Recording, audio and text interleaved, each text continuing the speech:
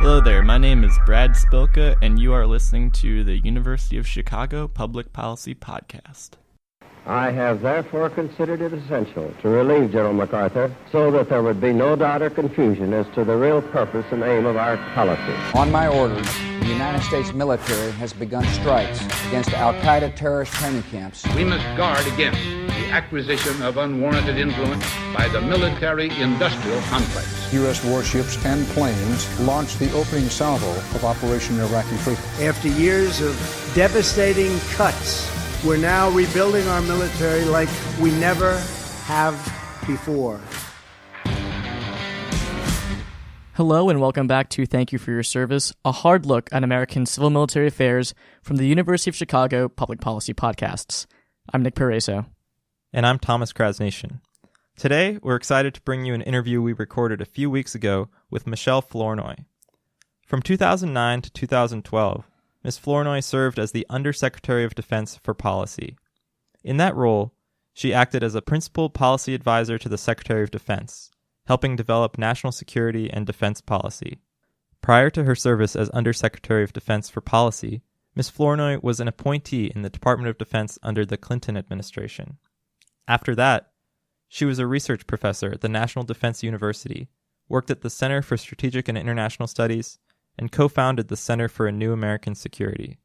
During the 2016 election, she was considered to be a potential pick for Hillary Clinton's Secretary of Defense. Jim Mattis offered her the position of Deputy Secretary of Defense in the Trump administration, but she ultimately turned that offer down. She is now a principal at WestExec Advisors, which she co-founded with a team of other former national security policymakers. We spoke about her career at the Pentagon, and how the expanding nature of warfare affects civil-military relations, and her take on the American military-industrial complex. Ms. Flournoy, thanks so much for coming on. Thank you for your service. We really appreciate you taking the time. I'm happy to be with you. So we know that you had a long career in the national security field, working at the Pentagon and at various think tanks. We were wondering if you could talk about what motivated you to get involved in that line of work. Well, I graduated from graduate school at the height of the Cold War, and it seemed to me during that period of nuclear saber rattling that if we didn't solve that problem with arms control and other non-proliferation measures, we weren't going to be around to solve anything else. So I dove into that subject matter, and worked in the think tank world for about a decade, and then had my first opportunity to go into government in the Clinton administration. But by that time, I'd really been bitten by the policy bug, and I decided that the thing I wanted to do was to help inform U.S. national security policy and contribute to our security, whether it was from the outside or on the inside. Was there anything in particular that surprised you about working at the Pentagon? Oh, yes. My first job in the Pentagon, I was, I think, barely just in my early 30s. And so when I walked in, I had a number of strikes against me. I was young, I was civilian, I was female, and I was a Democrat.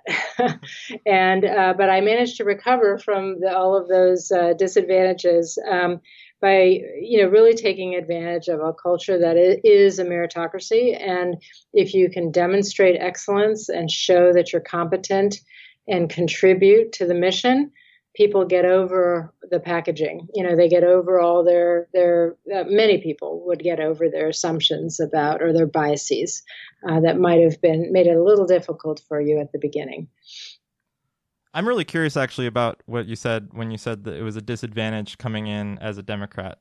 Talk about that a little more. I think political appointees in general are seen as kind of temporary folks who come through with different administrations and leave. I think at the time, the Democrats did not have a strong reputation on national security. And so there were lots of assumptions about, we can't expect much from these folks. They'll probably come in and try to just cut defense. They don't really know what they're doing. They don't have familiarity with the military. And one of the things that, saved me besides, trying my best to be competent and good at my job, and having some wonderful mentors was the fact that I was I did have some connection to the military. My father had served in World War II, was an Army Air Corps veteran. My husband had been a Navy surface warfare officer. He was a veteran. And so it was like, oh, okay, well, you're kind of in the family. We'll accept you. So I had that going for me. So when we talk about the idea of civil-military relations, I think we often think about like overarching norms that are used to preserve a healthy society. But can you talk about kind of the personal, day-to-day, ground-level civil-military relations and interactions that you experienced working at the Pentagon? Yeah, I for the most part, I think that I experienced a tremendous respect for the chain of command, for direction from the top, for the Secretary of Defense and so forth. So I was very fortunate to work for a total of 5 different secretaries. But when I became in a more senior position and in the Obama administration, I worked for Gates and Panetta, and both of them really empowered me as sort of their representative on a whole range of issues. And so people were responding to me as, the office I was occupying, and they were responding to me favorably because the secretary had been, clearly empowered me in that position. And so I found, there was tremendous respect. What I found when there was friction, it was really where the military folks in War College or in their professional military education had been taught a certain very orderly, deductive, predictable system. But the civilians had probably never been taught that, and we're operating on a different set of priorities. And sometimes those two things, you found the military and the civilian folks mutually disappointing each other's expectations because they came into the situation with different ideas about what civil-military relations were supposed to be. So we recently had the opportunity to talk to General McChrystal, mm-hmm. and his story in a lot of ways exemplifies some of those frictions that you were just talking about. And he actually said to us how he thinks that a lot of the decisions made during the time period he was in charge of ISAF would have been better if there were just a better, more socially healthy, working relationship between the military and civilians. Did you ever get the sense that that lack of just, civilians and military getting along and socializing with each other, that influenced national security decisions or policy making?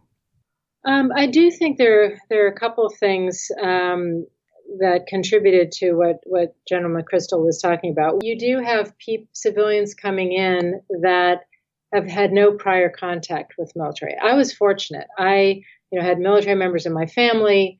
I had worked in 6 years in the Clinton administration very closely. I, knew other military folks through think tanks. I'd invested time in understanding the institutions, the culture, how they do business, what they value. So I was fortunate, but a lot of my counterparts, really, this is the first time they were ever dealing with the military. So they didn't know what to expect. So that was thing one. Thing two was, I think, Stan McChrystal's experience was very much colored by the fact that there was a leak of his assessment of the force requirements in Afghanistan. And so it was all over the front page of the Washington Post, the New York Times, before it ever came to either the Secretary of Defense or the President. So President Obama felt very much jammed, and that his decision space had been narrowed by this. And that kind of was a breach of trust. It wasn't General McChrystal's fault. He didn't leak it, but somebody did. And that breach of trust, I think, kind of colored the civil-military relations for the rest of that term. And so then when you started working at the Pentagon, this was in an era that the nature of warfare was rapidly changing. It's asymmetric, there are blurred lines, you're no longer fighting against enemies in uniform, and warfare operations have become more and more secret. Lots of use of special operations and cyber warfare and drone strikes. How should civilians evaluate the military in this era of highly classified information, and how do we balance that need for transparency and being open to allow the military to be held accountable by the citizens, how do we balance that transparency against the need for security and secrecy? Yeah, it's a challenge that people wrestle with. I think in general, erring on the side of transparency tends to serve our interests and is more consistent with our values as a democracy.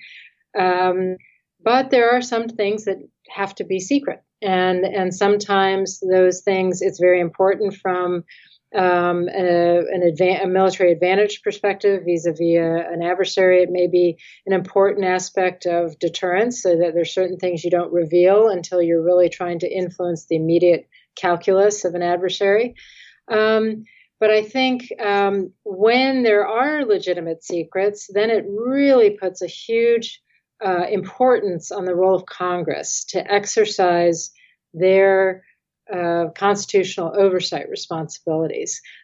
Because the fewer people who are going to know about this, the more important it becomes that those in Congress who have a right to know and who have the clearances to know and are in a position to know, need to know, that they actually exercise that oversight function seriously. So with the Pentagon having not held a press briefing in hundreds and hundreds of days, is this a good time for Congress to step up and conduct that kind of oversight? Absolutely. And I think the Pentagon should be doing press briefings on a regular basis. 90% of what the Pentagon does, it can talk about and it should talk about with the American people. There are only certain things that we really need to keep classified for national security reasons. A lot of our classmates here at the policy school are very interested in the field of like international development, international economics, peace building, international aid. And one of the things that comes up a lot in those kinds of classes is the role of the military and how much the military should be involved, if it should be involved at all, if it should be taking the lead on those kinds of efforts. How should we evaluate the role of the military in terms of the United States' efforts abroad to build peace? Well, I mean, there are times when the military has to create the security environment and the stability for development to even, begin to happen. But there, in most cases, the development expertise that is needed to be successful in these situations does not reside in the U.S. military. It's in USAID, it's in the NGO community, it's in parts of the State Department. But what happens is sometimes you have a situation where there isn't a U.S. presence except for the military. You may have a special operations team way out in the middle of nowhere. They're the only Americans there. And so giving them the ability to do a little bit of good for a local village or what have you may contribute to force protection. It may contribute to the success of their mission and so forth. And then you have a situation like Afghanistan where we had, during the surge, an extensive military presence, but it was very difficult for AID and State Department to show up in force. So you might have one AID person and an entire battalion of the U.S. Army working together. And that's a problem of how we resource our national security. We have one very well-resourced instrument, the military, and diplomacy and development are grossly under-resourced, and it's been gotten even worse in recent years. So if you think of it as a three-legged stool, it's not balanced. Why is it, do you think, that imbalance has come out so much? I think part of it is the politics of the color of money. So if you're in Congress and you vote for an extra dollar for the military, that's a patriotic act. If you vote for an extra dollar for AID, some will see that as, well, why are you sending money abroad when we need to develop here at home? We have infrastructure, we have education, healthcare, all these domestic needs. And then you have the State Department, where people don't appreciate how critical robust diplomacy to our success writ large and even to translating military gains into enduring political outcomes. And too often funding the State Department's viewed as, well, why would you just build more bureaucracy? So there's a tremendous lack of appreciation for not the individual contributions of state and AID, but also the importance of the synergies they can have with the military when they are properly resourced.